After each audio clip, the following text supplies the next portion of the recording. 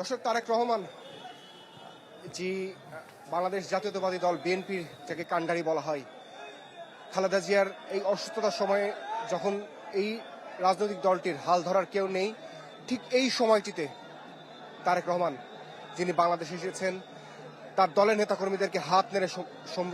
তার হাত নেড়ে অভিবাদন জানাচ্ছেন এবং তার নেতাকর্মীরা যারা সকাল থেকে অর্থাৎ ভোর থেকেই তারা কিন্তু এই যে সড়কের সব পাশে দাঁড়িয়ে তারা অপেক্ষায় ছিলেন যে কখন তাদের প্রিয় নেতা তিনি আসবেন এবং তাদের অভিবাদন তিনি গ্রহণ করবেন। এবং তারা এক নজর যেই নেতাকে তারা 17 বছর যারা দেখতে পারেনি, এর মধ্যে অনেকেই আছেন যারা বিএনপি রাজনীতি এবং বিশেষ করে তার যে অঙ্গ সংগঠনগুলো রয়েছে, ছাত্রদল, যুবদল এবং অন্য যে সমস্ত রাজনৈতিক দলগুলো রয়েছে, তার সাথে যখন তারা যুক্ত হয়েছেন তখন তারা শুধুমাত্র তারেক রহমানকে বিভিন্ন অনলাইন মাধ্যমে, বিভিন্ন ছবি, বিভিন্ন ভিডিওতেই দেখেছেন, কিন্তু সরাসরি তারেক রহমানকে তারা কখনোই দেখেনি। এই যেই প্রেক্ষাপট, সেই